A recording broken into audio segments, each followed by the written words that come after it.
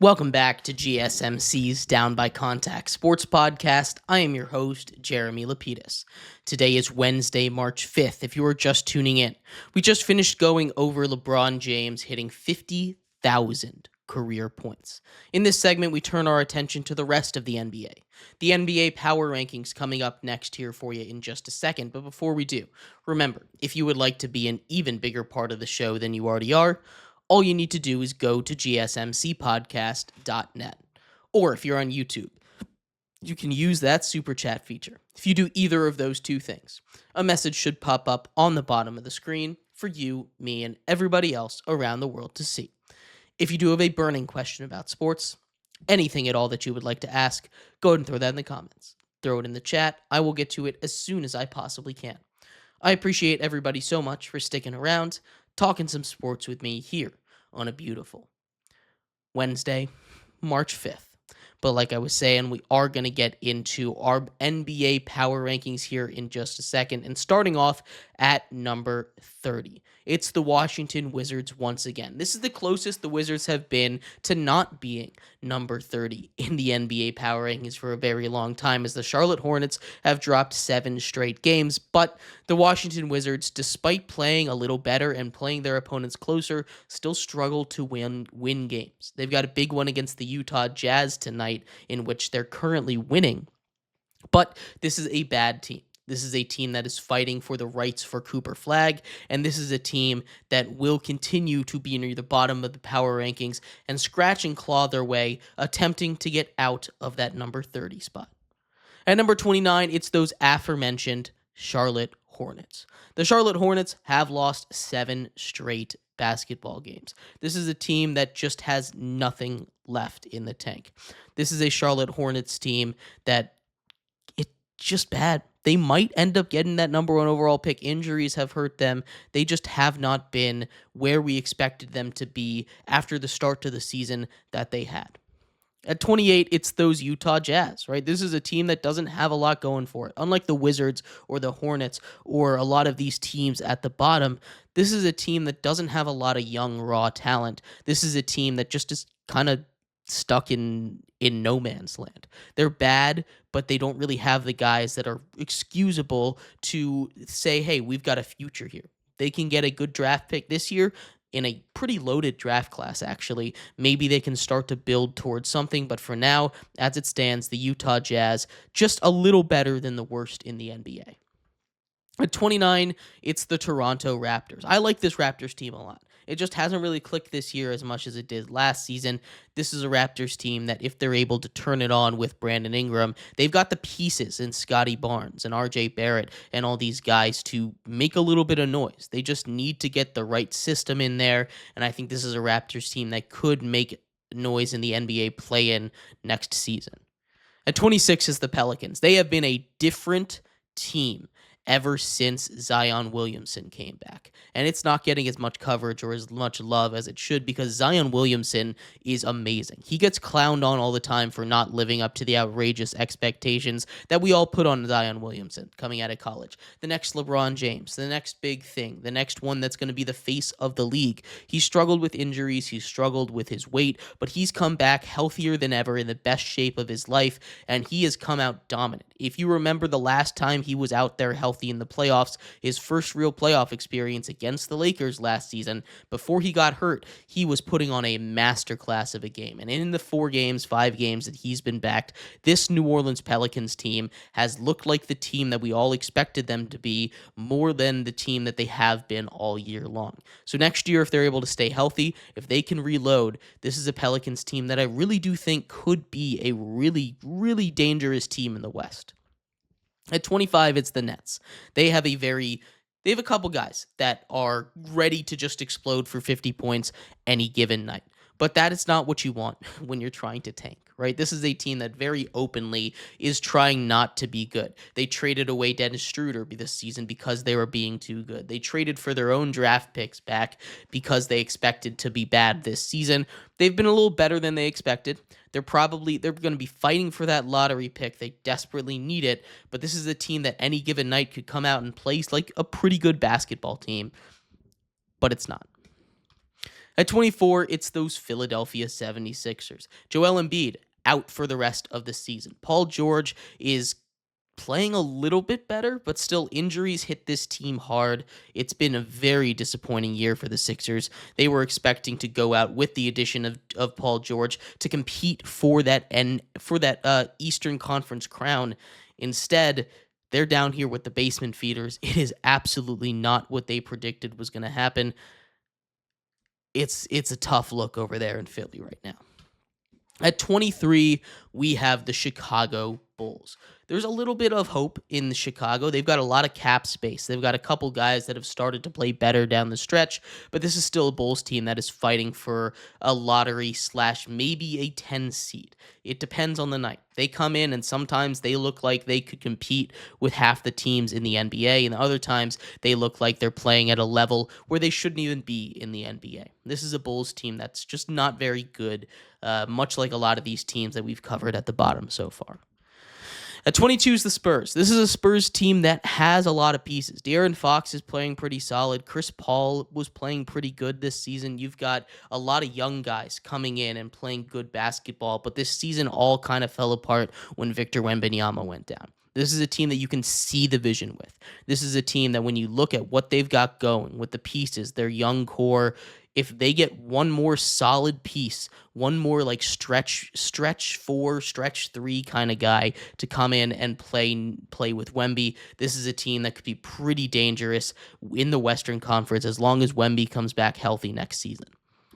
At 21, it's the Suns. Talk about disappointments. They brought in the new age big three, right? You have Bradley Beal, who just has not worked out, one of the worst contracts in the NBA right now. You have a massive contract with Kevin Durant, who's going to want out after this because they dangled his name in trade talks, and it just didn't work. And of course, Devin Booker, who's been the face of this team since he was drafted there. Kevin Durant is gone. This is a Phoenix Suns team that doesn't seem like it's even going to make the play-in, but with the Mavs seemingly dropping out, maybe they can find a way to that 10 seed. And number 20, it's the Orlando Magic. You talk about a team that's been hit by the injury bug. You can't talk about it without bringing up the Orlando Magic. This is an Orlando Magic team that I was incredibly high on this season. I started out in my preseason power rankings in the top 10. This is a Magic team that looked really good when healthy, and they were finally getting some momentum back. They still struggle shooting the three, but as soon as they start to get a little bit going, another major injury to one of their key stars. They've dealt with injuries to both of the Wagner brothers, to Banchero, to Suggs, to all of their key guys this season at different times, some of them even at the same time. If those guys can come back healthy and they can get a really dead-eye three-point shooter in the draft, this is a team that I think really could be a championship level team in the East. At 19, it's the Blazers, another surprise team. This one, the first positive surprise team. They have sneakily been one of the best teams in the league. When we started our show, they were up on the Celtics. Now they're down big, but this is a team currently down by 20, currently down by 20 to the Celtics in the third quarter, but they've won 15 of 21 games since the new year started. They've been the third best team by record in 2025.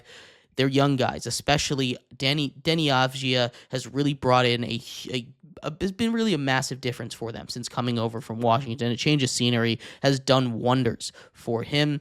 This is a Blazers team that I think has the ability to make that 10 seed this year, especially with the Mavs dropping out. They're going to have to keep this pace up, but they're one of the teams that I think will find a way to sneak into the play-in and really give the young guys some good playoff experience, even if it's just for a game. At 18, we have the Hawks. This is a weird team. This is a team that feels like they should blow it up, but you have a good relationship with Trae Young. And when you have a star that doesn't want to leave, you don't want to get rid of that star, right? You've got a bunch of guys that if they're able to stay healthy, could work pretty well with Trae Young. You just don't have that big man piece, that piece that's going to tie it all together and push this Hawks team over the top. They were so close. They made an Eastern Conference Finals with him, but I just can't see them reaching the heights with the way that this team is set up right now, and I think it's time for the Hawks to move on. At 17, we have the Dallas Mavericks. You talk about a disaster season. Kyrie Irving, we talked about this yesterday, but Kyrie Irving gone for the year. Gone for most of next year as well. You've moved off of your major star in Luka Doncic. Anthony Davis and his team are talking about shutting it down for the year. This is a team that is just going to free fall right now, currently holding on to about a 3-game lead for the race for the 10 seed right now, but everything is about to go to shambles, and the Dallas Mavericks kind of brought this on themselves. They kind of shot themselves in the foot with this one. Everything that can go wrong is kind of going wrong for them right now, and it feels a little bit like karmic justice if I'm being honest with you. At 16, it's the Miami Heat. This is a Heat team that's dangerous. Tyler Hero, when he gets on, he's been playing amazing. A true all-star level guy. Bam Adebayo can turn it on soon, hopefully. You've got a lot of guys that, as always with the Heat, are stepping up out of nowhere. Shooters that just get hot. This is a very good Heat squad, and this is a Heat squad that's going to once again be a 8 to 6 seed and potentially cause some trouble for whoever is the number 1 in this year's Eastern Conference. In fact, giving the Cavaliers a little bit of trouble right now, tied at 71 halfway through the third. They've staged a bit of a comeback there, so they're a dangerous and feisty team as we go down the stretch. At 15, we have the Kings. A lot of moves that they have made have worked out, right? The Zach LaVine, ever since he's come over there, has been healthy and good. And when he's healthy, he is good. DeMar DeRozan has worked out pretty solid over there. Of course, you still have Sabonis, but moving off of Fox hasn't been as disastrous as a lot of people thought it would be. This is a Kings team that I think is pretty firmly locked into, at minimum, a top-seeded play-in spot. This is a Kings team that I don't know how far they're going to go in the playoffs. They smell like a first-round exit, but they do seem like a team that could take a game or two from whoever they play. At 14, we have the Timberwolves. Whenever you have Anthony Edwards, you've got a shot. But the thing is, this team just doesn't have too much outside of Anthony Edwards. They lost a lot of key pieces over the offseason. Injuries have bit them a couple times. This is a Timberwolves team that I do believe in, just not this year. They're going to have to go back to the drawing board, shed some contracts, and get back to a more acceptable roster spending size, and then they can go out and get a true number 2 star to pair with a massive star, a top 10 player in Anthony Edwards. The Clippers, theirs been fading a little bit, but Kawhi Leonard's back. He's playing good basketball. James Harden's still been playing great basketball. It sucks that you're losing Powell there for a little bit. He should be back soon, though. Bogdanovich has been a great addition at the trade deadline, and this is a Clippers team that's going to find their way in the playoffs this year. Again, another team that smells like a first-round exit, but one of those teams that I think maybe if they get the right matchup, if they're hot at the right time, could surprise a young 4 seed like the Rockets maybe. At 12, we've got the Pacers. They fall a little bit, but this is still a good Pacers team. They go as Tyrese Halliburton goes, right?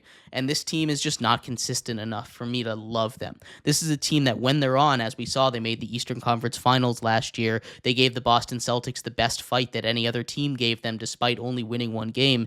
This is a Pacers team that has all the pieces to be really good. They just can't put it together on a nightly basis, which is going to hinder how good their team can be and how deep they can go in the playoffs. At 11, we have the Warriors. Ever since Jimmy Butler came in, took a little bit of the load off of Steph Curry. Steph Curry's been playing so much better. Now, I know Jimmy Butler hasn't yet exploded onto the scene, but playoff Jimmy's a real thing, and I think he's going to come in, play good minutes for them when they get to the playoffs, and they're a team that, again, I think could beat a good team, beat a team that they might be contenders in the West this year if you take them lightly enough. This is a dangerous Golden State Warriors team. Into the top 10, how about that? New kids on the block, the Detroit Pistons in the top 10 of the NBA power rankings. You just don't see that every day. A team that was the worst in the NBA last season, all the way up to a solidified playoff team with basically the same roster. They didn't change too much. They just changed the coach. They changed the culture. Cade Cunningham was already great, but now the rest of the world sees that. This is a team that is playing amazing basketball right now, and this is a team that I hope wins a playoff series or two. I just feel like they're a first-round exit. They're a little young. They don't have the experience there, but this is a fun team, and it's really cool to see how far they've turned it around in such a small amount of time. At number 9, we've got the Bucks. Giannis is playing at an MVP level. Damian Lillard is doing Damian Lillard things. This is a team that needs its Bobby Portis back. He'll be back from suspension near the end of the season. Kyle Kuzma's played solid defense. He's not really been great. I don't know what you expected out of Kyle Kuzma, though. But this is a Bucks team that I think, again, in the Eastern Conference could win a round or two. They to me smell like a second round exit in about 5 or 6 games. Rockets at 8. This is a big mystery to me. They're kind of losing their momentum right now. They're really good. They're really young, though. This is a team that I think could get upset in the playoffs. They're going to be hosting most likely a top 4 seed in the West, but this is a team that is just starting to lose what it had. It was at the number 2 seed for a long time in the West, but now the fuel is just running out on this young team. They'll be back. They'll be better. They know what it takes in the grind of a long NBA season. It's going to be really good for them, really good for this team to get some playoff experience this year, and I cannot wait to see how it goes. At number 7, we have the Grizzlies. This is a sleeper team. I love this Grizzlies team. They're going to be the 3rd best team in the West, right? They have a top 10 defense and a top 10 offense, which is kind of what you need in the NBA this to consider yourself a true contender. They kind of feel like the outside looking in, but they've got a lot of depth. They've got a lot of size. They've got a lot of skill. They've got the true star potential with Ja Morant. They've got a depoy level player in JJJ. This is a team that is just fun to watch. They play hard. They play fun. They play physical. They play good defense, great offense. This is a dangerous team.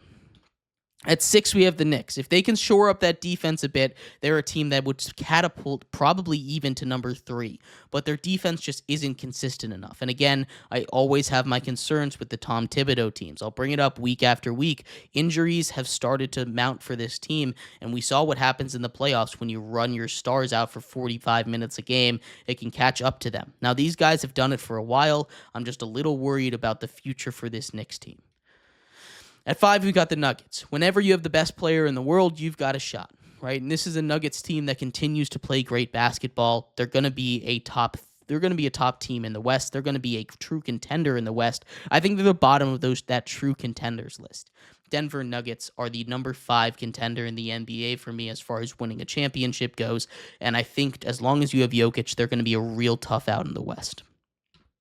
At 4, it's the Lakers. They continue to climb. LeBroncic continues to be a deadly duo. They go out there. They combined for 64 points last night. Their connection is amazing. Luka, being the ball-dominant guy, has worked out amazing, letting LeBron really take over on the defensive side of the floor, giving him more energy there. Jackson Hayes has truly benefited from getting Luka Doncic in the building. He, like every other center that he plays with, just feasts on the lobs that Luka gives him. He is amazing, or he has been playing amazing. He's a guy that is a little bit of a liability defensively, but he can make some highlight reel plays, and that's really all the Lakers needed. They can upgrade from him in the offseason, but for now, he's doing everything they need them to do. At number 3, it's the Boston Celtics. The Celtics, still a juggernaut. They've kind of fallen to the wayside because of the surprise of the Cavaliers and because the Thunder are playing as good as they are, but do not sleep on this Celtics team. Do not forget about them. They're the reigning NBA champions for a reason. They kept most of that team. In fact, I might even think they got better after last offseason. Jaylen Brown isn't quite playing to the same level, but Jason Tatum playing amazing basketball, and they'll turn it on in the playoff time, and it's going to be a real tough out. At number 2, the Oklahoma City Thunder fall 1 spot. I love what Shea's doing. He's going to win MVP. This is a team that is just dealing with a couple injuries right now, and they've struggled to stay 100% healthy. They've weathered the storm, though. They've still got 50 wins, 11 losses. They will be just fine, and they're the best team in the West by a country mile. And at number 1, that leaves the Cleveland Cavaliers. They go out there, come back from 23 points down against the Celtics. That is crazy. Donovan Mitchell turns on like an offensive engine when you need him to. Darius Garland plays great ball. You've got the big guys on the inside. Evan Mobley really having a great season. Coach of the year for the Cavaliers right now. This is a great Cavs team. They're going to dominate the Eastern Conference. This has been a really fun year, and I cannot wait for the playoffs. But let me know what you think. Top 10, once again, for you.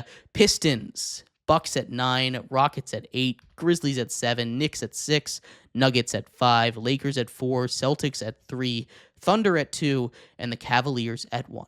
Let me know what your thoughts are. I'd love to hear them. We're going to take a quick break.